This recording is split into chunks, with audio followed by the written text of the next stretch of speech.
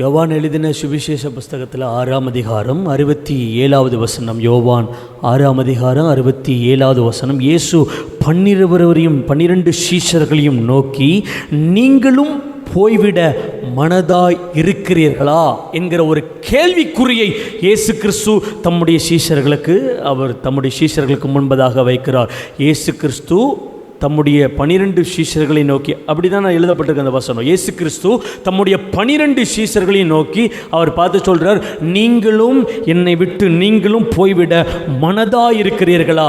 இன்னைக்கு இந்த கேள்விக்குறியை நம்ம இயேசு கிறிஸ்து இந்த கேள்விக்குறியை இந்த காலகட்டத்தில் நமக்கு முன்பதாக, அதாவது கிறிஸ்டியானிட்டி, கிறிஸ்தவம் என்கிற நமக்கு முன்பதாக வைப்பார் என்றால், பவுல் சொல்கிறார் கலாத்தியர் 3:3, ஆவியில் ஆரம்ப பண்ணின நீங்கள் மாம்சத்தில் முடிவு பெறுகிறது என்ன? அப்போ எப்படி எழுதப்பட்டிருக்கு? ஒரு நாட்களில், ஒரு காலகட்டத்தில் ஆவில ஏவப்பட்டு மிஷினரிகள் இந்த பட்டணத்திற்கு வந்தார்கள். ஆவில ஏவப்பட்டு சபைகள் கட்டப்பட்டது. ஆவில ஏவப்பட்டு மருத்துவமனைகள், சிஎஸ்ஐ, டயோசிசன், இப்படிப்பட்ட ஆவியில் ஏவப்பட்ட மருத்துவமனைகள், கல்லூரிகள், ஆவியில் ஏவப்பட்டு பாடல்கள் பிறந்தது. ஆவியில் ஏவப்பட்டு கிராமத்துக்கு ஊழியம் செஞ்சாங்க. ஆவில ஏவப்பட்டு கிறிஸ்துவை சுவிசேஷ பிரகடனம் படுத்தினார்கள். ஆனால் இந்த காலகட்டம், ஒருவேளை பவுல் இந்த காலகட்டத்தில் திருநெல்வேலி, தூத்துக்குடி, கன்னியாகுமரி மாவட்டத்தில் இருந்தால் அவர் இப்படி சொல்லியிருப்பார். ஒருவேளை இந்திய தேசத்தில் ஒருவேளை பவுல் சுவிசேஷ பிரயாணமாக வந்திருந்தா என்ன எழுதியிருப்பார்? ஐயோ, இஸ்ரவேல் தேசத்தில் எப்படிலாம் ஊழியம் நடந்துட்டு இருக்கு, ஆவில ஏவப்பட்டது. இந்திய தேசத்தில் பல மிஷினரிகள் தாண்டி இந்த காலகட்டத்தில் பவுல் பிறந்திருப்பார் என்றார். பவுல் எழுதியிருக்க கூடும், ஆவில ஆரம்பிக்கப்பட்ட கிறிஸ்தவம் இன்றைக்கு மாம்சத்தில் முடிவு பெறுகிறது. கலாத்தியர் 4:11 பவுல் இப்படி சொல்கிறார், உங்களை குறித்து நான் பட்ட பிரயாசம் வீணாய் போய்விடுமோ என்று உங்களை குறித்து நான் பயந்திருக்கிறேன். நான் பட்ட பிரயாசம் வீணாகி போய்விடுமோ என்று உங்களை குறித்து பயந்திருக்கிறேன். இன்க்ளூடிங் மீ, என்னையும் சேர்த்து சொல்கிறேன். இப்போ இந்த பவுலை போல இயேசு கிறிஸ்து நம்மளை பார்த்து என்ன சொல்லுவார்? நான் உனக்காக சிலுவையில் ரத்தம் சிந்தினேன், உனக்காக நான் இந்த பூமிக்கு வந்தேன், உனக்காக பாவங்களை ஏற்றுக்கொண்டேன், உன்னுடைய அக்கிரமங்களை ஏற்றுக்கொண்டேன், உன்னுடைய முதல் தலைமுறை என்னை ஏற்றுக்கொண்டதுனால 1000 தலைமுறைக்கு இன்னைக்கு நான் இரக்கம் செஞ்சிருக்கிறேன். இந்த நாசரேத்து, கன்னியாகுமரி, தூத்துக்குடி மாவட்டத்தில் இன்னைக்கு கிறிஸ்துவங்கிறது நம்ம ஒரு ட்ரெடிஷனலாக நம்ம மாறிட்டோம். நாங்கள் கிறிஸ்டியன் ரிலீஜியன் சொல்லிட்டோம். It is not religion. இது மதம் கிடையாது. ஆனால் சிலவன் சொல்லுவான், நாங்கள் அந்த ரிலீஜியனில் பிறந்திருக்கிறோம். ஏன்னா அவங்க முற்பிதாக்கள், இங்கே இருக்கிற தகப்பன்மார்கள் கிறிஸ்துவை ஏற்றுக்கொண்டிருப்பார்கள். ஆனால் பின் சந்ததிகள் 1000 தலைமுறை இவர்கள் நீங்கள் ஏற்றுக்கொண்டதுனால உங்கள் பேர பிள்ளைகள் 1000 தலைமுறை அவர் தம்முடைய இரக்கத்தை பாராட்டுகிறதுனால நமக்குள்ள கிறிஸ்துவை குறித்ததான அறிவு, கிறிஸ்துவுக்காக வாழணும், கிறிஸ்துவுக்காக ஜெபிக்கணும், கிறிஸ்துவுக்காக பரிசுத்தமாக இருக்கணும், சுவிசேஷத்திற்காக பாடுபடணும், இப்படி இங்கே அமர்ந்திருக்கிற அம்மாமார்கள், தகப்பன்மார்களுக்கு இருந்த வைராக்கியம் இன்க்ளூடிங் மீ எனக்கும் இல்லை. ஆனால் இன்னைக்கு பவுல் இன்னைக்கு இப்படி எழுதியிருந்தா, நான் உனக்காக பட்ட பிரயாசம் வீணாகி போய்விடுமோ என்று உங்களை குறித்து எனக்கு பயம் இருக்கிறது. ஊழியக்காரர்களை குறித்தும் தேவனுக்கு ஒரு பயம் இன்றைக்கு இருக்கிறது. நான் ஊழியத்துக்கு ஏற்படுத்தின சவுளை குறித்து இப்படி எழுதப்பட்டிருக்கு. சவுளே, உன்னை நான் ராஜாவா ஏற்படுத்தினதுக்கு எனக்கு துக்கமாக இருக்கிறது. இன்றைக்கும் ஆண்டவர் நமக்குள்ளாக ஒரு பாரமுள்ள வார்த்தையை வைக்கிறார். நான் சிலரை ஊழியத்துக்கு ஏற்படுத்தியிருக்கிறேன், சிலரை நான் ஒரு தீர்க்கதரிசிகளா, அப்போஸ்தலரா, பாஸ்டரா. இன்னைக்கு ஒரு காலகட்டத்தில் டீ கடையில் ஒரு கல்லை தூக்கி எறிஞ்சா ஒவ்வொரு டீ கடையிலும் ஒரு இன்ஜினியரிங் உண்டு. இன்னைக்கு ஒவ்வொரு கிறிஸ்தவ குடும்பத்திலையும் கல்லை தூக்கி எறிஞ்சா ஒவ்வொரு கிறிஸ்தவ குடும்பத்திலையும் ஒரு ஊழியக்காரர் இருக்கிறான், ஒரு மிஷினரி இருக்கிறாங்க, ஒரு உபதேசியர் இருக்கிறாங்க. ஆனால் பரலோகத்திற்கு அதனால எந்த பிரயோஜனமே இல்லை என்கிறது தான் இன்றைய நிலைமை. அதனால் எந்த பிரயோஜனமும் இல்லை. ஏன்னா உங்களை குறித்து அவர் பட்ட பிரயாசம், எதுக்காக என்னை ஊழியத்துக்கு அழைச்சிருக்கிறார், எதுக்காக என்னை விசுவாசியை தெரிந்து கொண்டிருக்கிறார், எதுக்காக நான் கிறிஸ்துவ குடும்பத்தில் பிறந்த, எதுக்காக எனக்கு அபிஷேகம் பண்ணியிருக்கிறார், என்ன நோக்கத்துக்கு பவுலை போல இன்னைக்கு ஜெபிக்கிற ஜெபக்குறிப்புகள் இன்றைக்கும் குறைந்து கொண்டே வருகிறது. பவுல் என்ன ஜெபிக்கிறார்? ஆண்டவரே, நான் என்ன செய்ய சித்தமாக இருக்கிறேன். இன்றைக்கு கிறிஸ்தவ குடும்பத்தில் என் பிள்ளைகள், என் பேர பிள்ளைகளுக்கு இப்படிப்பட்ட ஜெபக்குறிப்புகளை நான் வைக்கிறேன்னா தெரியல. பேருக்கு சொல்கிறோம், ஆண்டவருடைய சித்தம், நல்ல படிப்பு வராட்டி ஊழியத்துக்கு போகிறோம். அப்படி அல்ல, கர்த்தாவே, நான் என்ன செய்ய சித்தமாக இருக்கிறேன். ஆமென் சொல்லுங்க. அப்போ தான் இப்போ இயேசு சொல்லுறார், 12 பேரை பார்த்து சொல்கிறார், நீங்களும் என்னை விட்டு போய்விட மனதாக இருக்கிறாங்களா? இயேசு கிறிஸ்துவை தேடுகிற ஒரு கூட்டம் ஆசீர்வாதத்துக்கு தேடிட்டு ஆண்டவர்கிட்ட ஆசீர்வாதத்தை கொடுத்து வாங்கிட்டு இயேசு கிறிஸ்துவிலிருந்து வெளியே போயிடுறாங்க. ஒரு கூட்டம் இயேசு கிறிஸ்துட்ட, ஆண்டவரே நான் ஊழியத்துக்கு வந்துட்டேன், நான் பிரபலமாகணும். இப்போலாம் ட்ரெண்ட் எப்படின்னா, நான் ஒரு பாடல் போட்டால் சில தேவ பிள்ளைகள் இருக்கிறாங்க, யாருமே நம்ம குற்றச்சாட்டை கை நீட்ட நம்ம யாரும் கிடையாதுங்க. அப்போ அவங்கள கூட்டு, பிரதர் நீங்கள் ஒரு பாட்டு என் கூட சேர்ந்து படிங்க, நீங்கள் பாட்டு படிச்சிங்கன்னா எனக்கு வியூஸ் அதிகமாக போகும், நான் பிரபலமாயிருவேன். அப்போ இயேசு கிறிஸ்துவை பிரபலப்படுத்த. அப்போ ஒரு கூட்டம் வந்து, ஆண்டவரை என் ஊழியத்தில் நான் பிரபலமாகணும், யூடியூப்பில் ஃபேஸ்புக்கில் பிரபலமாகணும், ஆண்டவர் கொடுத்துட்டு போயிட்டார். ஒரு கூட்டம், ஆண்டவரே நான் ஒரு பெரிய தீர்க்கதரிசி ஆகணும், எழுப்புதல் வீரனா மாறணும், அதுக்காக என்ன நீங்க ஆசீர்வதிங்க, ஓகே நான் உன்னை அப்படி மாத்திரது. அப்போ ஒவ்வொரு கூட்டமும் இன்றைக்கு இயேசு கிறிஸ்துவினிடத்தில் வந்து ஒருத்தர் பிரபலத்துக்காக இயேசுவை தேடுறாங்க, அவர்களை ஆண்டவர் பிரபலப்படுத்தி விடுவார். ஒருத்தர் என் பிள்ளைகளுடைய ஆசீர்வாதத்துக்காக, என் பிள்ளைகள் காலேஜ் சீட்டு கிடைக்கணும், என் பிள்ளைகள் நல்லா இருக்கணும், அதுக்காக நான் இயேசு கிறிஸ்துவை ஏற்றுக்கொண்ட கர்த்தர் அவர்களை. ஒரு சில கூட்டம் சுகத்துக்காக, நான் இயேசு கிறிஸ்து எனக்கு வியாதியில் சுகம் கொடுக்கணும், அதனால இயேசு கிறிஸ்துவை ஏற்றுக்கொண்ட. இப்படி இயேசு கிறிஸ்துவை யூஸ் அண்ட் த்ரோ யூஸ் பண்ணி பயன்படுத்தி, இயேசுங்கிற நாமத்தை பயன்படுத்தி அவரை தூரை தள்ளுகிற, அதாவது ஒதுக்கி வைக்கிற ஒரு கூட்டத்தின் மத்தியில் தான் இயேசு சொல்கிறார், என்ன நேசிக்க, என்ன எனக்காக நேசிக்கிற ஒரு கூட்டம் இல்லை. அதனால தான் 12 பேரை தெரிஞ்சு உங்களை என் கூட வச்சுருந்த. மார்க் 3:14 12 பேரை தெரிந்து கொண்டு அவர்கள் தம்மோடு கூட இருக்கவும் 2வது பகுதியில் தான் பிரசங்கம் பண்ண அப்போ அனுப்புகிறார். ஆனால் இன்னைக்குள்ள கூட்டம் இயேசு கிறிஸ்துவோடு இருக்க அவர்கள் சம்மதம் இல்லை. அவர்களுக்கு பிரசங்கம் பண்ணணும், அவர்களுக்கு யூடியூப்ல பிரபலமாகணும், அவர்களுக்கு ஃபேஸ்புக்கில் பிரபலமாகணும், அவர்களுக்கு இந்த பட்டணத்தில் பகுதியில் என் பேரு பிரபலமாகணும், நான் ஒரு பாடல் போட்டு பிரபலமாகணும், இப்படிப்பட்ட நான் வந்து எழுப்புதல் வீரன் பேர் பெயரணும், நான் தீர்க்கதரிசி, நான் தரப்பில் இருந்து 12 மணி நேரம் 24 மணி நேரம் ஜபம் நடத்துகிற ஒரு தலைவன், இப்படி பிரபலமாகணும் என்கிற விருப்பமே தவிர இயேசுவுக்காக நேசிக்கணும், தம்மோடு கூட இயேசுவோடு கூட இருக்கிற ஒரு கூட்டம் இன்றைக்கு குறைந்து கொண்டே வருகிறது. கர்த்தர் சொல்லுகிறார், நம்ம அந்த வசனத்தை தியானிப்போம் என்ற, ஆண்டவரே நாங்கள் உங்களோடு கூட இருக்க எங்களை நாங்கள் அர்ப்பணிக்கிறோம். ஆமேன்னு சொல்லுங்க. நாங்கள் ஆசீர்வாதத்துக்காக உங்களை தேடிடக்கூடாது, பிரபலியத்துக்காக உங்களை தேடிடக்கூடாது. நாங்கள் எங்களுக்கு சபை கட்டணும், அவங்கள நீங்கள் பார்த்தீங்கன்னா நாங்கள் சர்ச்சு கட்டணும், அதுக்காக நாங்கள் உபவாசம் 21 நாள் உபவாசம் இல்லை. அப்போ அவங்களாம் ஆலய மேன்மைக்காக இல்லை. கர்த்தர் இல்லாத ஆலயத்தில், கர்த்தர் இல்லாத சபைகளில், கர்த்தர் இல்லாத பிரபலியத்தில் இருந்து நமக்கு பிரயோஜனம் இல்லை. கர்த்தரோடு கூட இருப்பதற்கு தான் தேவன் நம்மளை அழைத்திருக்கிறார். ஆமேன்னு சொல்லுங்க. நான் இப்படி ஒரு மெடிடேஷன் பண்ணேன். அதாவது மத்தேயு 16:23-24 ஒருவன் தன்னைத்தானே வெறுத்து தன் சிலுவையை எடுத்துக்கொண்டு என்னை பின்பற்ற கடவன். ஆமே சொல்லுங்க. ஒரு ஒரு ஒரு ஒரு தேவ மனுஷன் மரித்து பரலோக வாசலுக்கு போய் நின்ன உடனே அந்த தூதன் கேட்குறானா, உன் பேர் என்னப்பா? அப்போ அந்த தேவ மனுஷன் சொல்கிறான், நான் ஒரு கிறிஸ்துவத்தில் ஒரு ஐக்கியம், கெட் அவுட், நீ வெளியே போயிருப்பா. ஒரு தலைவன் வந்து சொல்கிறான், நீ யாருப்பா? நான் ப்ராஃபட், தீர்க்கதரிசி, இந்திய தேசத்தில் நான் ஒரு தீர்க்கதரிசி. நீ யாருப்பா? நான் தீர்க்கதரிசி, நீ வெளியே போயிருப்பா. இன்னொருத்தர் வந்து சொல்கிறார், நீ யாருப்பா? வாசலில் உள்ள இயேசு கிறிஸ்துவுக்குள்ள ராஜ்யத்துக்குள்ளே விடுங்க நீங்கள். அப்போ தூதன் கேட்குறான், நீ யாரு? நான் யாருன்னு கேட்குறீங்களா? நான் வந்து ரிவைவலிஸ்ட், எழுப்புதல் வீரன். நான் நிறைய சபைகளுக்குள்ளாக எழுப்புதலை கொண்டு வரும்படி ஜபங்களை நடத்தின, முழுருவ ஜபம், 12 மணி நேரம் ஜபம், 24 மணி நேரம். நான் வந்து எழுப்புதல் வீரன், தயவுசெய்து நீ வெளியே பேரு. ஒரு கூட்டம் வந்துச்சு, நீ யாருப்பா? நான் பாஸ்டர், நான் வந்து பாஸ்டர், நான் 1000 சபைக்கு நான் பாஸ்டர் இருந்தேன், வெளியே பேரு. கடைசியாக ஒருத்தர் வரான், நீ யாருப்பா? அவன் சொல்கிறான், நான் மரித்தேன், எனக்குள்ளாக கிறிஸ்து பிழைத்திருந்தார், அந்த கிறிஸ்துவுக்காக நான் மரிக்க என்ன ஒப்பு கொடுத்தேன். அப்போ தூதன் சொல்கிறான், வாசல் ராஜ்யத்தை தொடர்ந்து குமாரனுடைய சந்தோஷத்தில் உட்பிரவேசி என்கிற ஒரு சத்தம் அவனுக்கு உண்டானது. ஆமேன் சொல்லுங்க. அப்போ இயேசு கிறிஸ்து நம்மளை ஏற்படுத்தின நோக்கம் 1, அவரோடு கூட இருப்பதற்கு. 2, ஒருவன் தன்னைத்தானே விருப்பதற்காகவும் சிலுவையை எடுத்துக்கொண்டு அவரை பின்பற்றுவதற்காகவும் தான் தேவன் நம்மளை தெரிந்து கொண்டார். ஆமென்னு ஒத்துக்கொள்றீங்களா? இல்லை நீ சொல்கிற டீச்சிங் ராங் அப்படின்னு சொல்கிறீங்களா? இயேசு கிறிஸ்து நம்மளை தெரிந்து கொண்ட 2 நோக்கம். 1, அவரோடு கூட இருக்கணும். 2வது, அனுதினமும் தன்னைத்தானே வெறுத்து சிலுவையில் அவரை பின்பற்றணும். ஆமென் சொல்லுங்க. சிலுவைனா என்ன சார்? என்ன சிலுவை? மத்தேயு 16 மேலே பாருங்க, நீ தேவனுக்கு ஏற்றவைகளை சிந்தியாமல் மனுஷனுக்கு ஏற்றவைகளை சிந்திக்கிறாய். அப்படின்னா என்ன அர்த்தம்?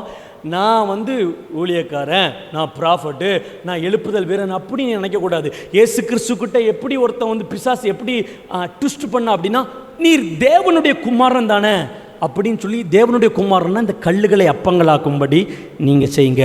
மத்திய 24:40 சொல்கிறான், நீர் தேவனுடைய குமாரன் தானே, சிலுவையை விட்டு இறங்கி வாங்க, நீர் ப்ராஃபட் தானே, நீர் ஊழியக்காரர் தானே. அப்போ பிதா பார்க்குறாரு, இவன் தேவனுடைய குமாரன் நான் சொல்லிட்டேன், ஆனால் இந்த என் குமாரனுக்குள்ள அந்த எண்ணம் அந்த மேட்டிமை இருந்தால் இவரால் சிலுவையில் நிற்க முடியாது. ஆமாம், நான் தேவனுடைய குமாரன், நான் ஏன் மறிக்கணும்னு சொல்லி இறங்கி வந்துடுவார்னு பரலோகம் அவரை சோதித்து பார்த்தபோது தெரிகிறது, அவர் தம்மை தாமே வெறுமையாக்கி மரண பரியந்தமும் தன்னை தாழ்த்தினார். ஆமென் சொல்லுங்க.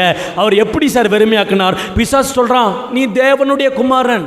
தம்பி, எனக்கு தெரியும் நான் தேவனுடைய குமாரன்னு உன் முன்னாடி நான் ப்ரூஃப் பண்ண எனக்கு அவசியம் இல்லை. ஆமென் சொல்லுங்க. அப்போது இன்றைக்கி நமக்குள்ள நிறைய அப்படி தலைவர்களாக தேவன் நம்மளை வச்சிருக்கலாம், ஆனால் நான் எந்த காலகட்டத்திலையும் என் சுயத்தை நான் வெளிப்படுத்த மாட்டேன். ஆமென் சொல்லுங்க. அப்போ 12 பேரை தெரிந்து கொண்டது நோக்கம், நீங்களும் போய்விட மனதாக இருக்கிறீங்களா? மத்தேயு 19:20 18, 19, 20, 21 நீங்கள் வாசித்து பார்த்தீங்கன்னா இயேசு கிறிஸ்துவை பார்த்து ஒருத்தர் சொல்கிறார், நீங்கள் நல்லவர். அவர் சொல்கிறார், என்ன நீ நல்லவன் சொல்லக்கூடாது, ஏன்னா அவர் தன்னை வெறுத்ததற்கு சமம். ஆமென் சொல்லுங்க. தன்னை வெறுத்துட்டு சொல்றார். அப்போ அவன் சொல்றான், நான் உங்களை பின்பற்றணும். அப்போ அவர் சொல்றாரு, விபச்சாரம் செய்யாதிருப்பாயாக. செய்யல ஆண்டவரே. நீ அம்மா அப்பாவுக்கு கீழ்ப்படியணும். செய்கிற ஆண்டவரே. உன்னிடத்தில் நீ அன்பு கூறுகிறது போல பிறனிடத்தில் அன்பு கூறணும். அதெல்லாம் நான் சிறு வயது முதற்கொண்டே நான் அதை பின்பற்றி கொண்டு இருக்கிறேன். அப்போ இன்னொன்று சொல்றார், உன்னிடத்தில் இருக்கிறதை விற்று தரித்திரருக்கு கொடு என்று சொன்ன உடனே இயேசு கிறிஸ்துவை பின்பற்றுவதற்கு அவன் மனம் சலித்து போய்விட்டான். இன்னைக்கு நான் சொல்றேன், ஆண்டவரை பின்பற்றணும்னா எனக்குள்ள எந்த கேரக்டர், எந்த குணாதிசயத்தை ஆண்டவர் விற்று போடு, அந்த சுபாவத்தை எடுத்து போடு, அந்த கோபத்தை எடுத்து போடு, அந்த எரிச்சலை எடுத்து போடு, அந்த மேட்டிமையை எடுத்து போடு, அந்த பெருமையை எடுத்து போடு. நான் என்கிற சுயம், நான் 2 தலைமுறை கிறிஸ்துவ, 3 தலைமுறை. உங்களுக்கு என்ன பிரசங்கம் தெரியும்? நாங்கள் பல ஆபிரகாமை பார்த்துருக்கிறோம், பல பவுல்களை பார்த்துருக்கிறோம், வேதத்தில் தேறினவர்களை இருக்கிறோம். நான் முற்றிலும் தேறினவன், நான் முற்றிலும் அடர்ந்தாயிற்று என்கிற சுபாவத்தை எடுத்து போட்டுட்டு நான் எதற்காக பிடிக்கப்பட்டனோ, எதற்காக அழைக்கப்பட்டனோ, எதற்காக தெரிந்து கொள்ளப்பட்டனோ அதை பின்தொடரும்படி நான் ஆசையாய் ஓடுகிறேன் என்கிற இந்த கூட்டம் தான் பரலோகத்தையும் பூமியில கிறிஸ்துவையும் வெளிப்படுத்த முடியும். ஆமென் சொல்லுங்க. இதெல்லாம் இல்லை அப்படின்னா இல்லை, ஒன்றும் இல்லை. இதெல்லாம் இருக்குன்னா இருக்கு, கிறிஸ்துவுக்குள்ளாக எனக்கு நற்சாட்சி இருக்குன்னு அர்த்தம். ஆமென் சொல்லுங்க. அப்போது அதனால தான் சொல்கிறேன், நீங்களும் போய்விட மனதாக இருக்கிறீங்களா? அப்போ ஏற்படுத்தின மிஷன் அங்கே ஃபெயில்டாகிருக்கு. என்ன ஏற்படுத்தியிருக்கிறார்? என் கூட நீ இருக்கணும். இன்றைக்கி நிறைய தெய்வ பிள்ளைகள் இன்றைக்கி கிறிஸ்தவம் பிரசங்கம் பண்ணவும் மேன்மைப்படுவதற்காக தான் இயேசுவை பயன்படுத்துகிறோமே தவிர இயேசுடைய பாரத்தை சுமக்கிற கூட்டம் மிகவும் குறைவாக இருக்கிறது. 3 வருஷம் பேதுரு 3.5 வருஷம் இயேசு கிறிஸ்துவோடு இருந்தார் சார். மத்திய 26, 56, 57 நீங்கள் வாசித்து பார்த்தீங்கன்னா 3 வருஷம் பேதுரு கடலில் நடந்தார், மகிமையை பார்த்தார், திரளான மீன்களை அவன் பிடித்தான், அற்புதத்தை அதிசயத்தை பார்த்தான். ஆனால் இயேசு கிறிஸ்துவை அவன் பின்பற்றின ஸ்டைல் என்ன தெரியுமா? அவன் தூரத்திலிருந்து இயேசு கிறிஸ்துவை பின்பற்றினான்னு எழுதப்பட்டிருக்கு. மத்திய 26, 56, 57 வாசிங்கக்கா. மத்திய 26, 56, 57 சீக்கிரம் வாசிங்க, நான் முடிக்கும்.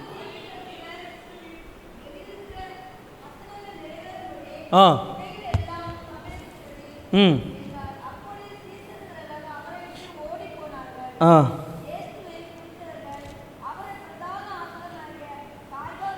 58 வாசிங்கக்கா. 58, 26, 58.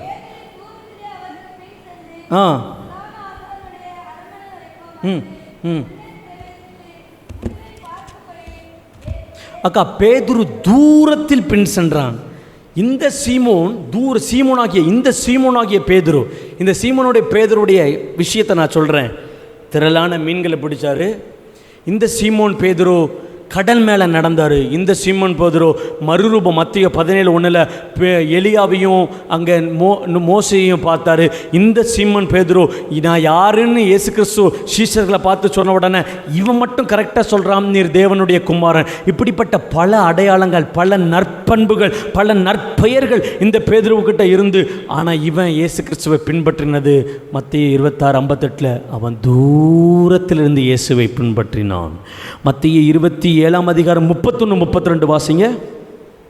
31, 32 சீக்கிரம் இது மட்டும் வாசிங்க. வாசிங்கக்கா.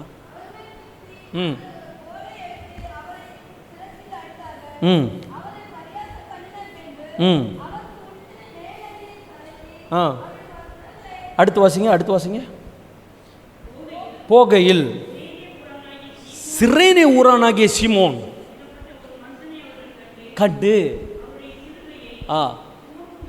பலவந்த பண்ணினார்கள்.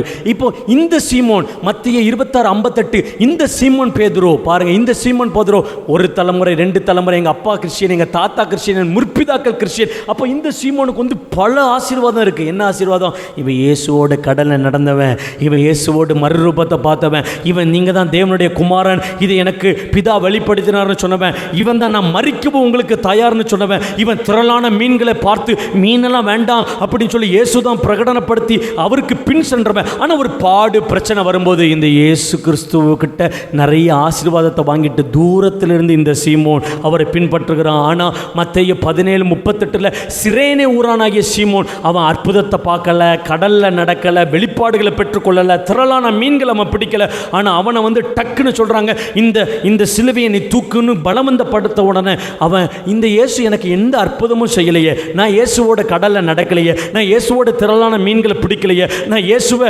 பேதுரு எலியாவை போல இயேசு கூட இருந்து மறுரூபத்தை பார்க்கலையே, நான் இயேசு கூட இருந்து என் பேதுருவோடைய மாமி பலவீனப்பட்டவன இயேசு காய்ச்சலை சுகமாக்கினது போல என் வீட்டுக்கு வந்து இயேசு ஒரு அற்புதமும் செய்யலையே, இவருக்கு எப்படி நான் சிலுவையை தூக்க முடியும், இவருக்காக எப்படி ஜெபிக்க முடியும்னு அவன் கேட்கல.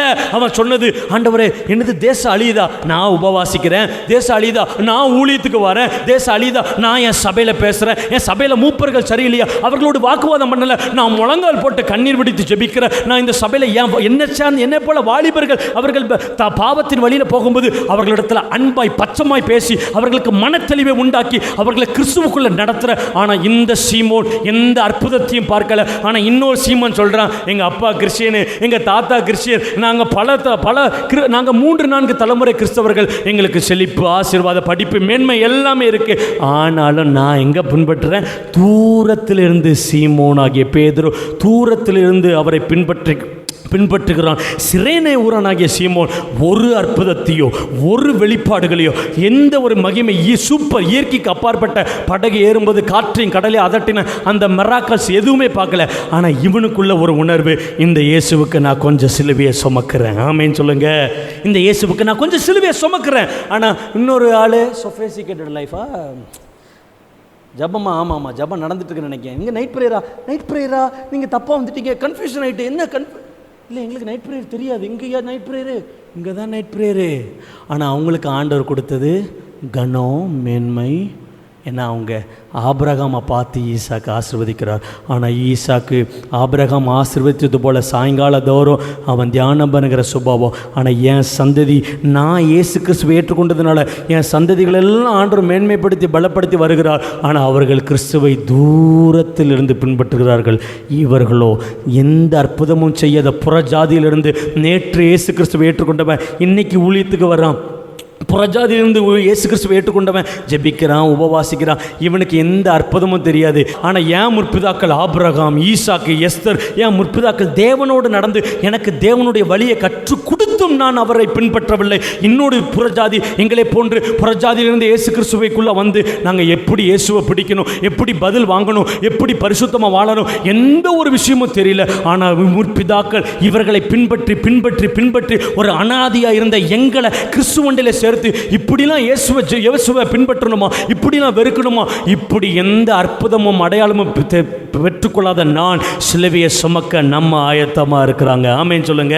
அப்போ இந்த 2 கேட்டகரியில் நம்மளை அனலைஸ் பண்ணி பார்க்கணும். நீங்களும் போய்விட மனதாக இருக்கிறீங்களா?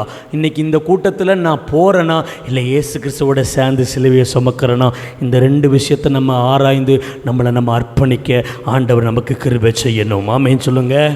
அப்போது இப்படி சொல்லிடக்கூடாதுங்க. நம்மளை பார்த்து சவுலை ராஜாவாக ஏற்படுத்தினது எனக்கு துக்கம், இவனை இந்த குடும்பத்தில் பிறக்க வச்சது எனக்கு துக்கம், இவனுக்கு இவ்வளோ வெளிப்பாடுகளை கொடுத்தது எனக்கு துக்கம், பரம்பரை கிறிஸ்தவனாக இருந்து ஒரு சண்டே சர்வீஸ் கூட வராத எத்தனையோ நண்பர்கள் எனக்கு தெரியும். அவங்க அப்பா அம்மா ரசிக்கப்பட்டு அவங்க ஜெபிச்சதுனால தான் அவங்க வாழ்க்கை இன்னைக்கு ஓடிட்டுருக்கு. ஆனால் நான் சொல்கிறேன், அந்த கூட்டத்தில் நான் இல்லை.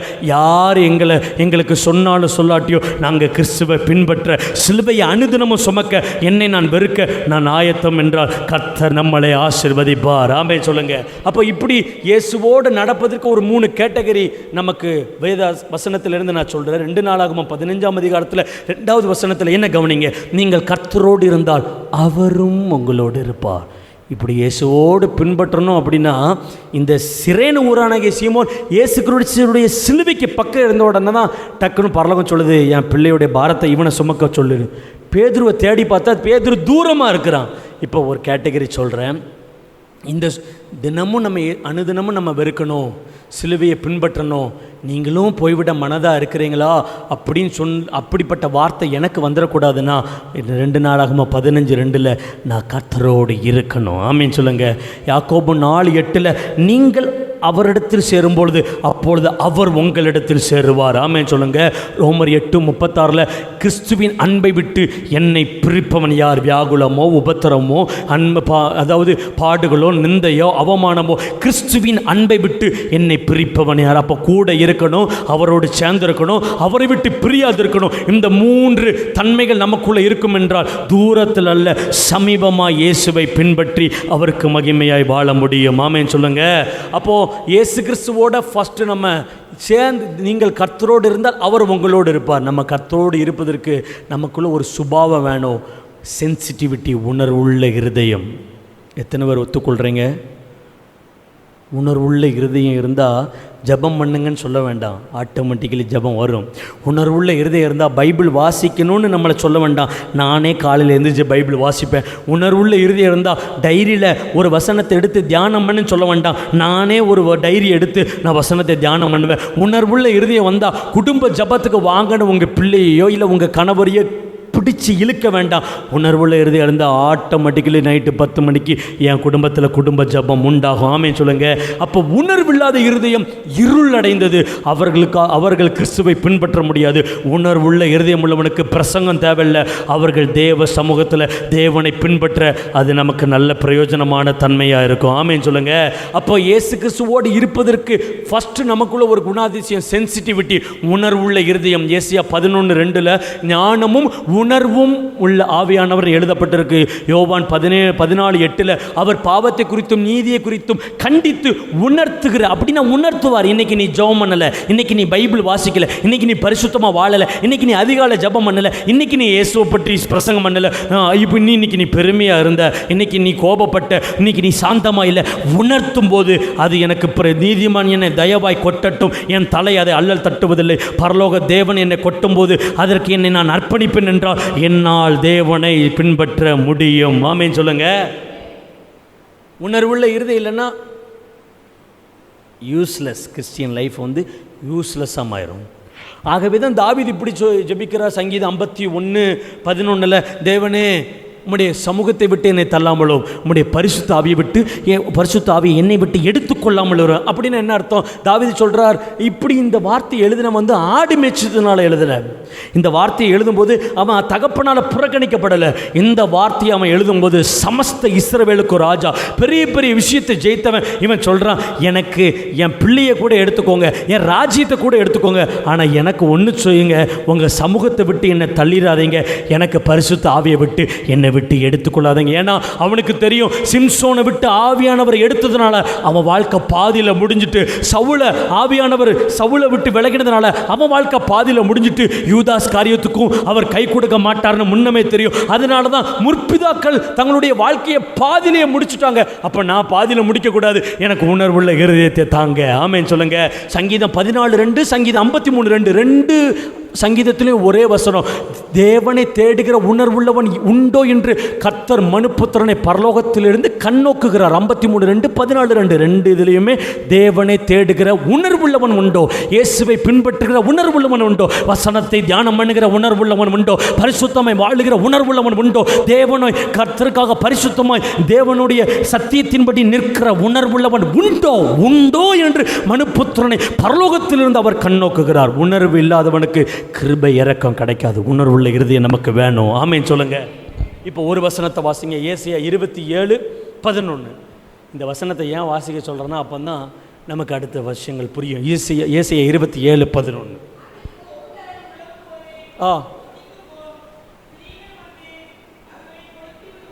ஆ ஆ ஆ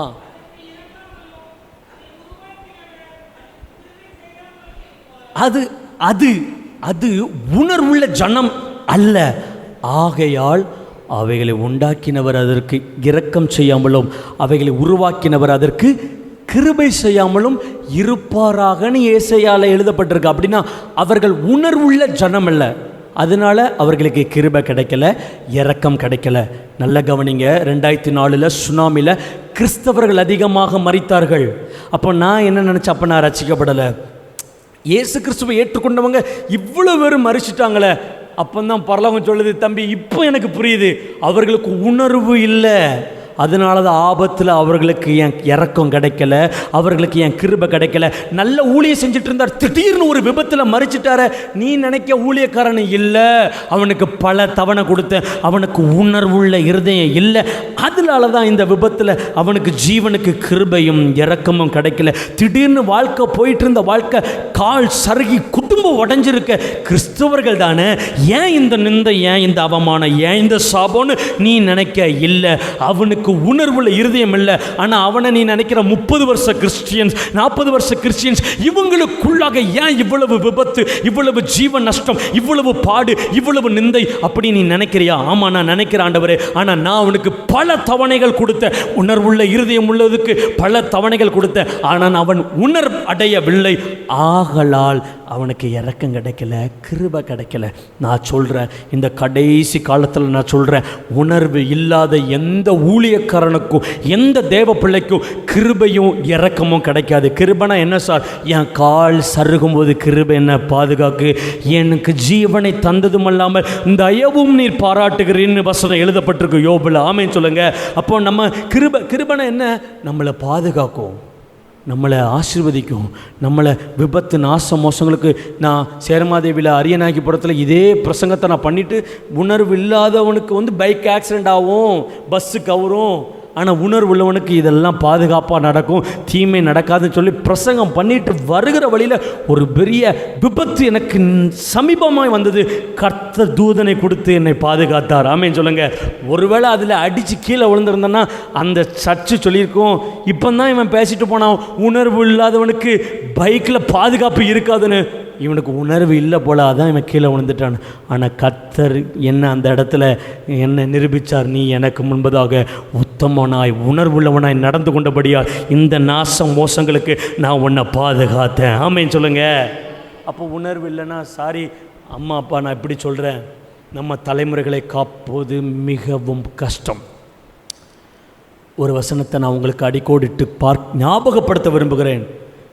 புறஜாதிகளுக்கு தான் பிரசங்கம், நமக்கு நம்ம ஞாபகப்படுத்தணும். 2 ராஜாக்கள் 1ஆம் அதிகாரம் 9, 10, 11, 12, 13, 14. சீக்கிரம் வாசிங்க.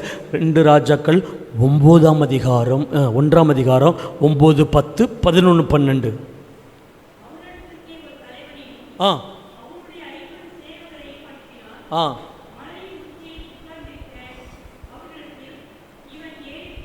ம் ம்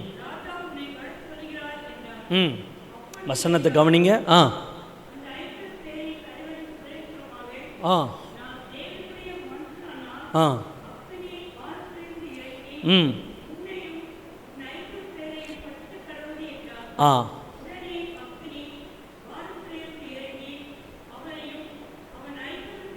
பச்சித்து போட்டது. 2வது வாசிங்க, அடுத்த வசனம். மறுபடியும் எலியாவின் இடத்திற்கு ஆ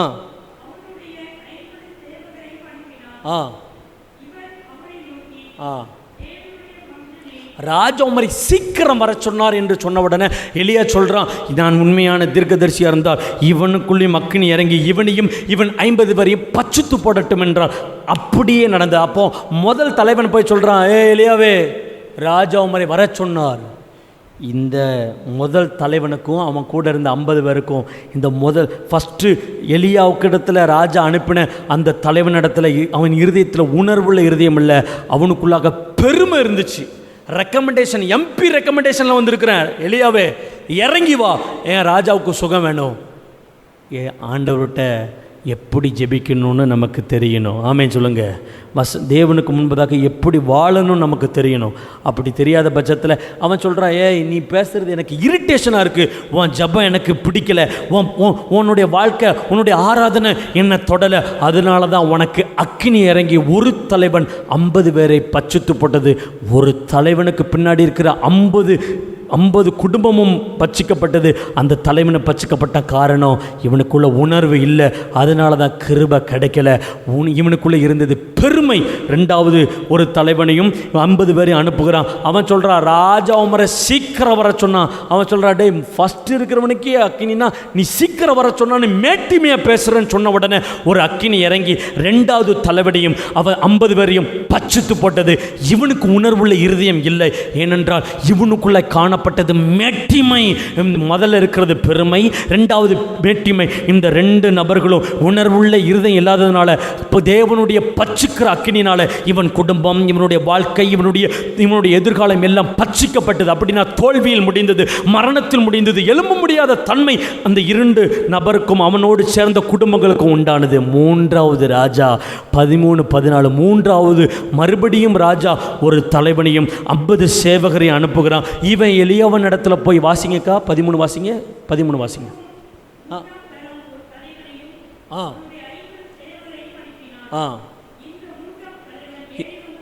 இந்த 3ஆம் தலைவன் ஏறி வந்தபோது எலியாவுக்கு முன்பாக சார் முழங்கார்படியிட்டு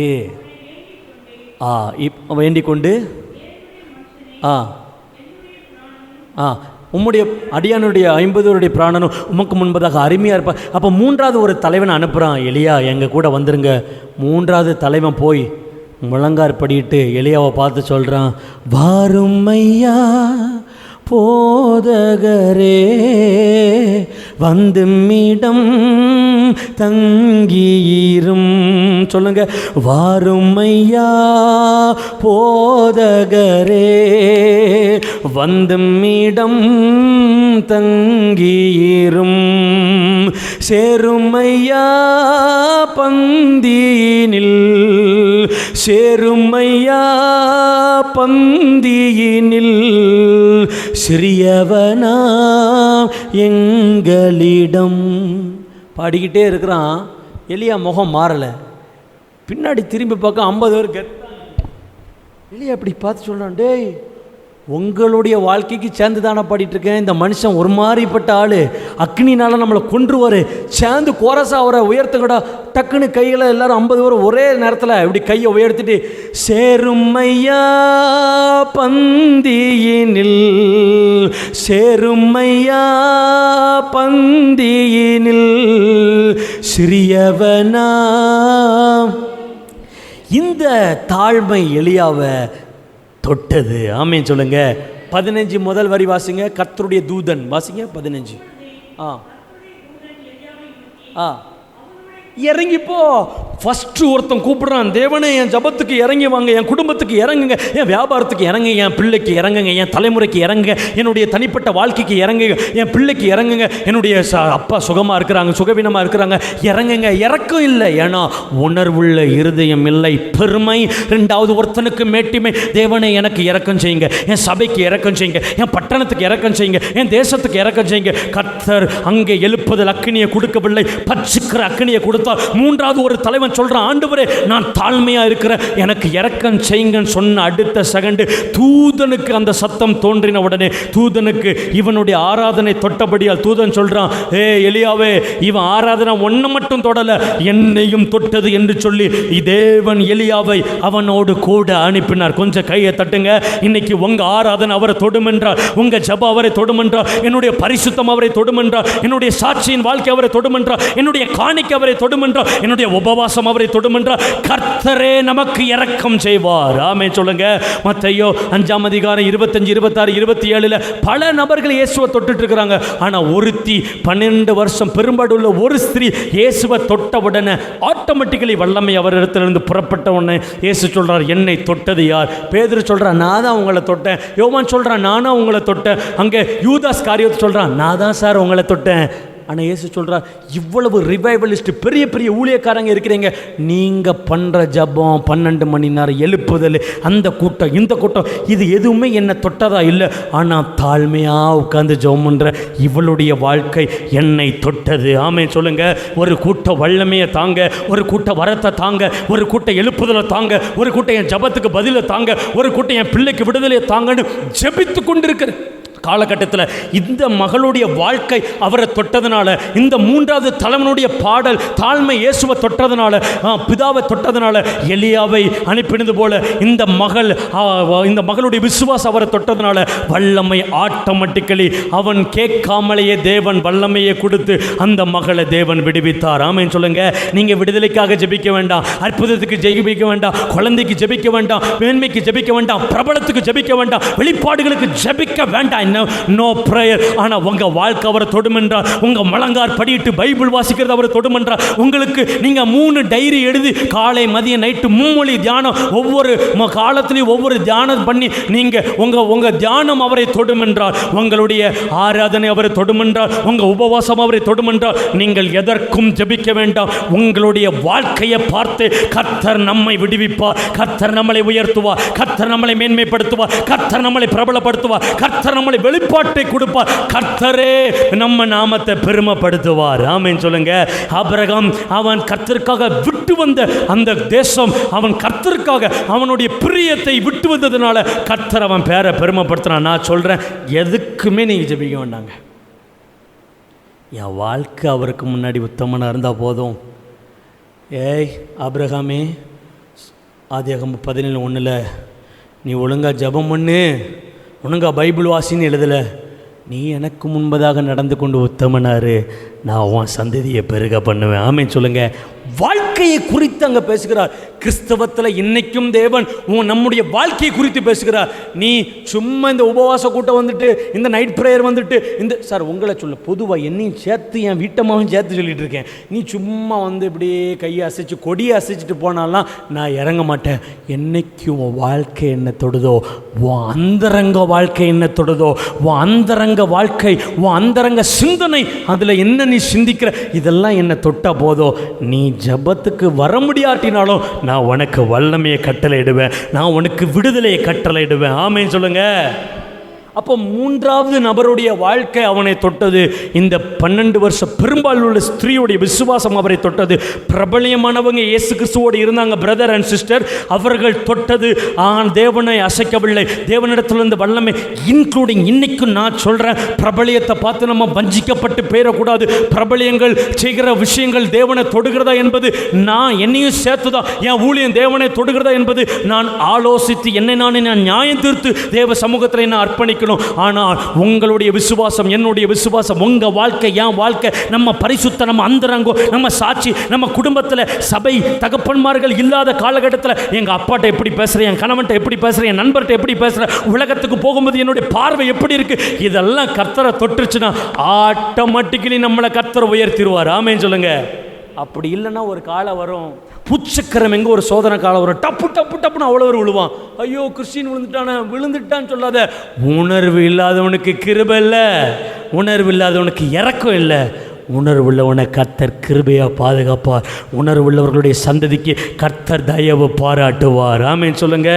சேருமையா பந்தியினில், சேருமையா பந்தியினில் சிறியவனா. நான் செய்திக்கே போகலை, இது ஒரு தொடக்கமாக தான் நான் பேசுகிறேன். தேவன் நம்மளை பேச வைக்கிறார். கன்க்ளூஷன் நான் சொல்கிறேன், முடிவு சொல்கிறேன். என்னைக்காவது ஒரு காலகட்டத்தில் இந்த சத்தியம் உங்கள் இருதயத்தில், என் இருதயத்தில் நிற்கட்டும்.